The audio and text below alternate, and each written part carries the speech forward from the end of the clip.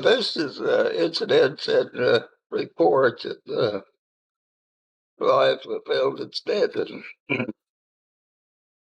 My parents, prior to marriage, had a courtship, mostly of arguments, according to my Uncle Fred, who was one of the younger brothers of the nine children in my dad's family.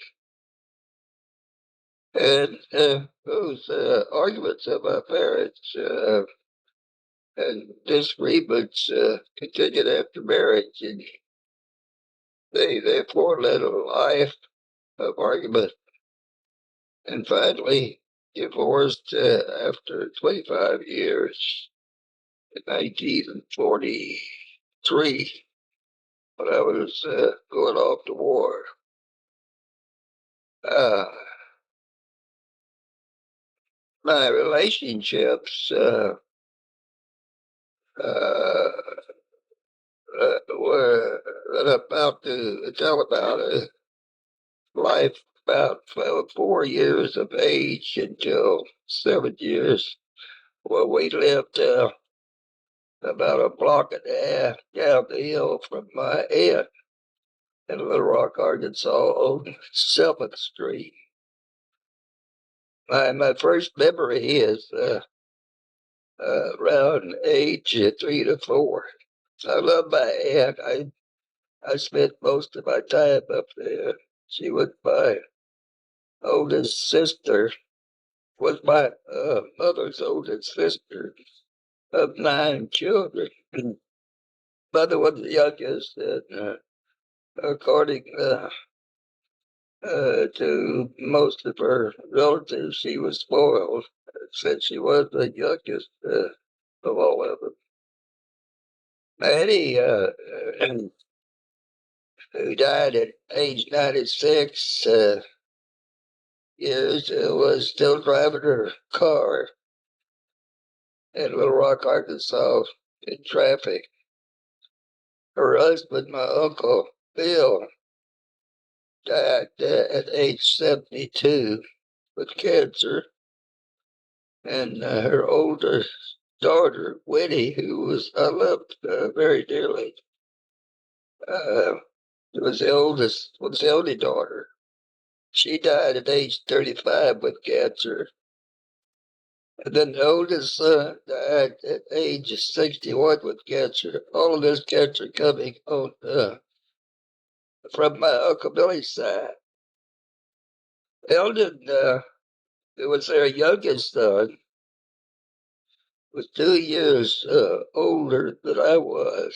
He died at age 18 in a very tragic Sunday school picnic accident in a huge lake that was 35 deep, Lake Hamilton in Little Rock.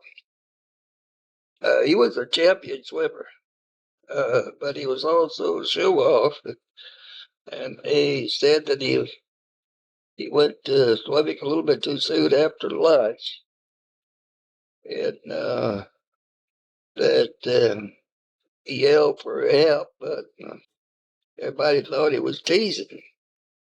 Then by the time they realized that he was drowning, they got out there too late, and it took them 2 days to find him in that 30 feet of water.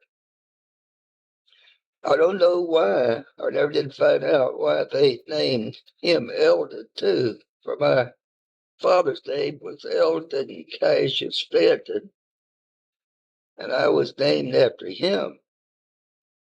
And so was Eldon, my cousin, who was also my very good friend. We got along great. Uh, I my name was given to me by my dad, Eldon Cassius Stanton, but when I was 19 and started to join the Marine Corps, my birth certificate showed Eldon Clifton Stanton, so I was no longer a junior. And I guess that was okay, but I don't know why my mother changed that unless she was upset with my dad at the time for some reason when she was in the hospital.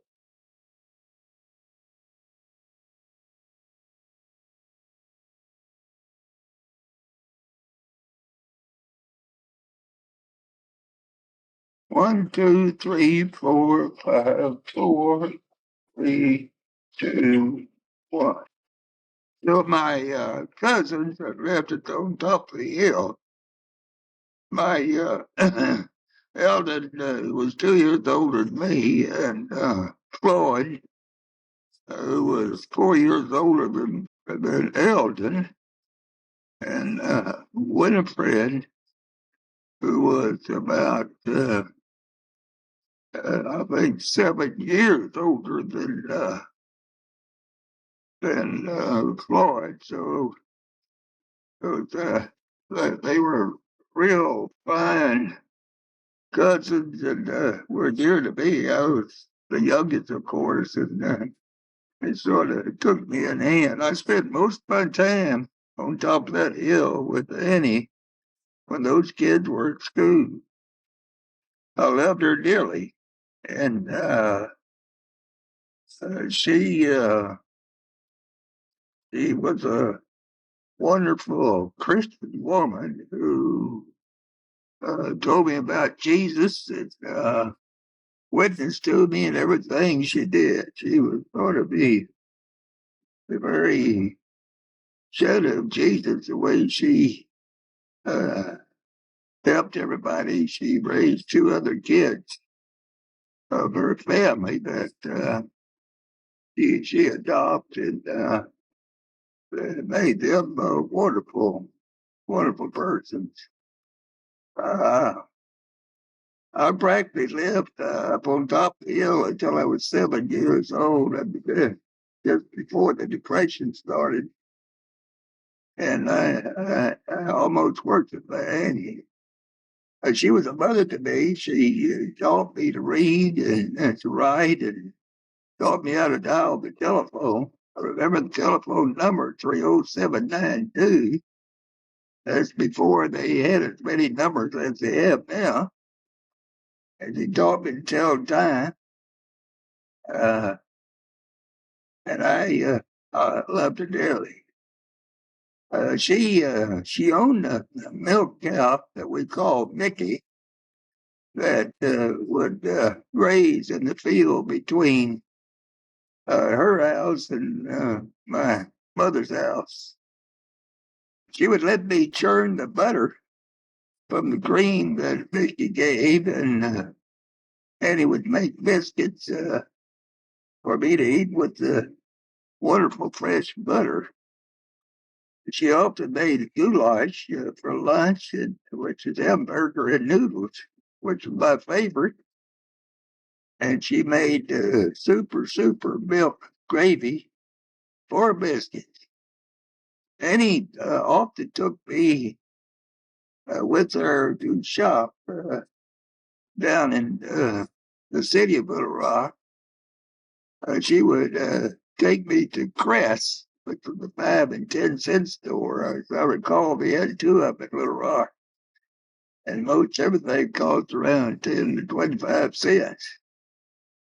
And he always bought me a little small car made of lead toy, and always made it very bright.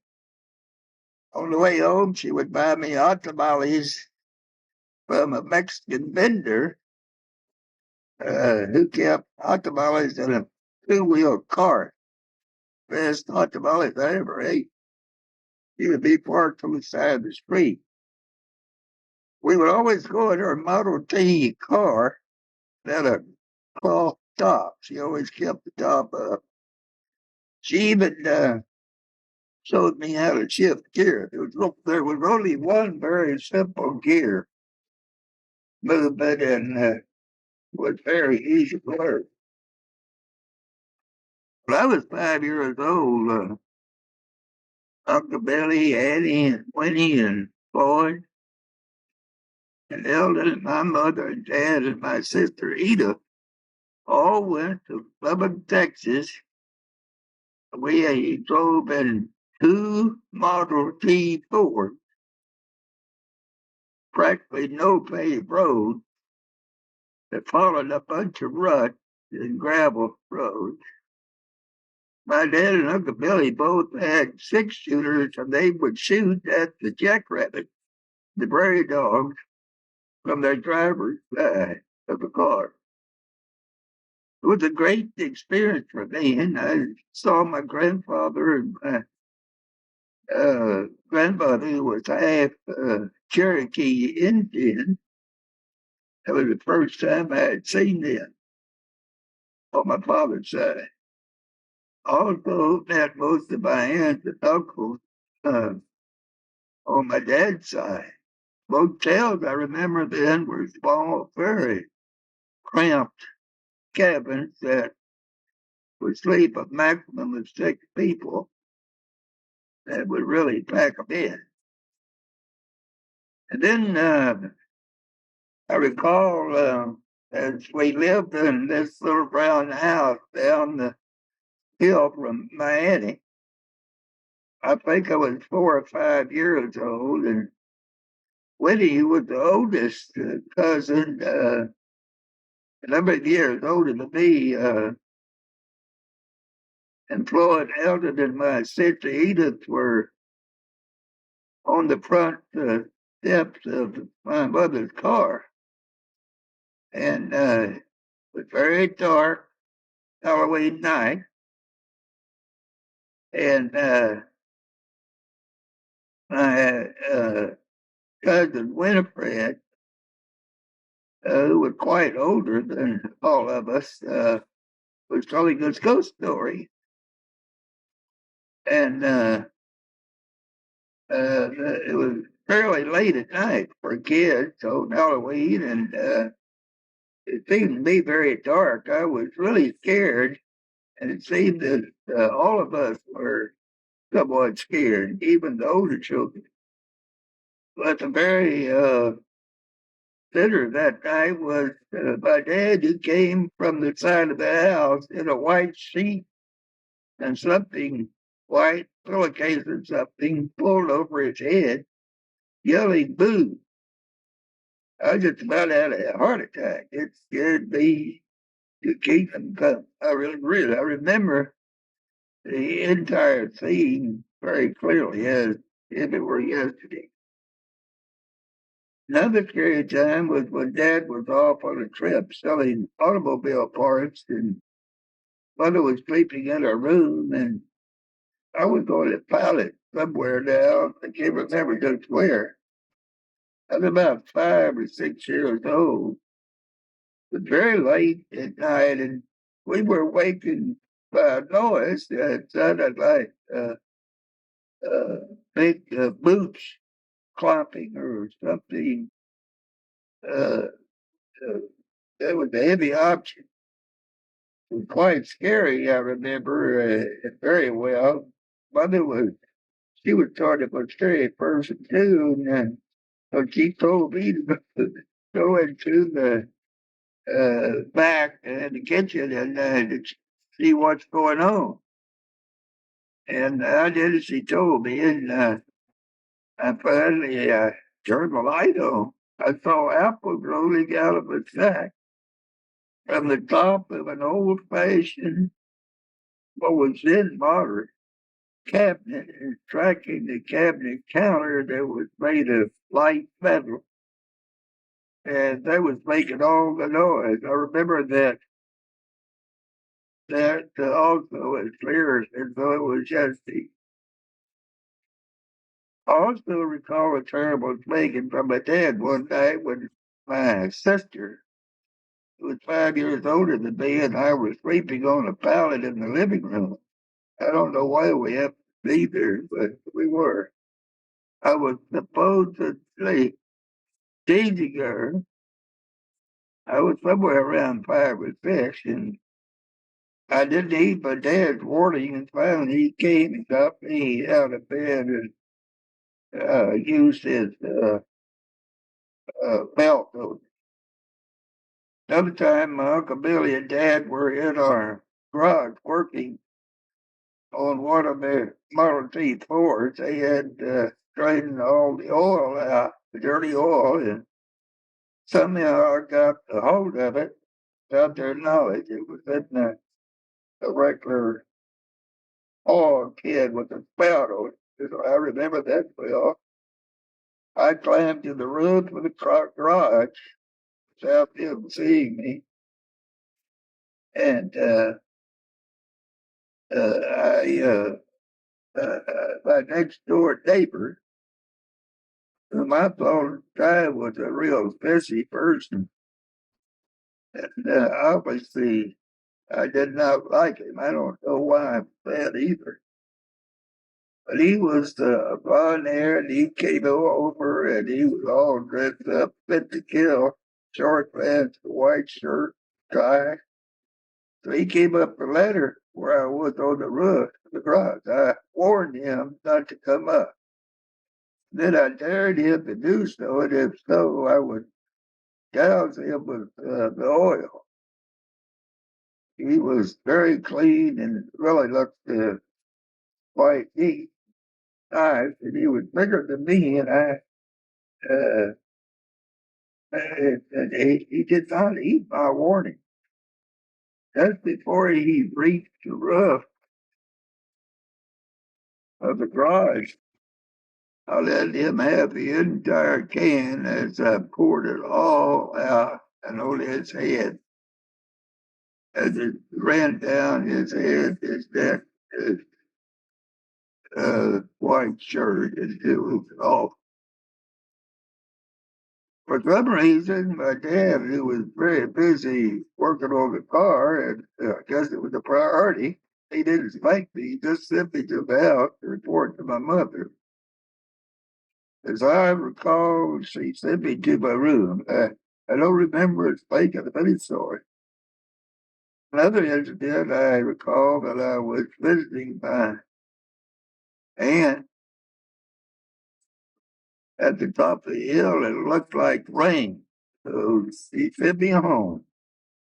Or going down the hill with my new little puppy, it started to rain, and I got under a huge oak tree that was about halfway between the two houses on a pathway going down the hill. I stopped under the tree to get out of the rain. The lightning struck a limb that uh, the lighting struck the limb that was the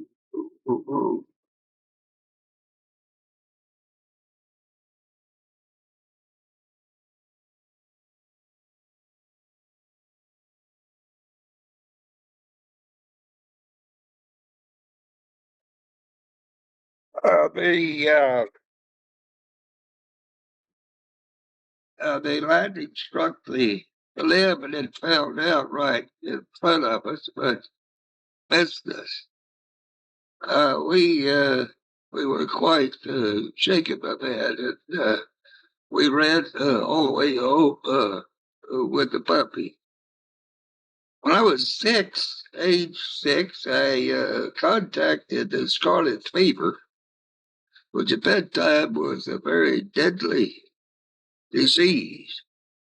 My temperature went extremely high. I don't know what it was at the time, and all my fingers, due to the temperature of my body, all the fingers uh, lost skin, and I recall that I could pull about half or more of a finger of dead skin, and from my fingers, just as though it was a